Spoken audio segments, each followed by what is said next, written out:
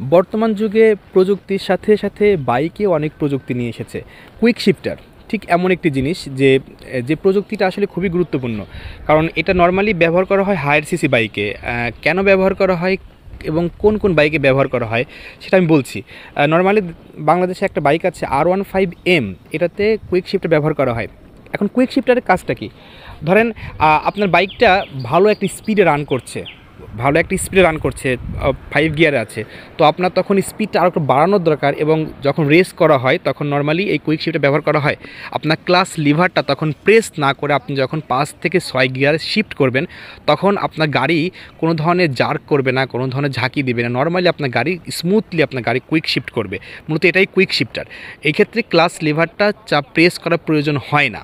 তার মানে হচ্ছে এই যে কুইক শিফটারের কারণে যে আপনার মিনিমাল একটা টাইম যাচ্ছে, এই টাইমটা নর্মালি একটা ওই বাইকের সেন্সরে দেয়া থাকে যে কতটুকু টাইম প্রয়োজন, একদম মিনি সেকেন্ড, ঠিক আছে। তো কুইক শিফটার থাকলে হয় কি যে আপনার ওই ক্লাস ধরার যে টাইমটা দরকার হয় ওই টাইমটা প্রয়োজন হয় না। তো আপনি ক্লাস লিভার না টেনেই আপনি আপনার গাড়িটার গিয়ারটাকে শিফট করতে পারেন উপরের দিকে বা 5 থেকে 6। এটাই মূলত কুইক শিফটার। এর অনেক আসলে ব্যবহার আছে।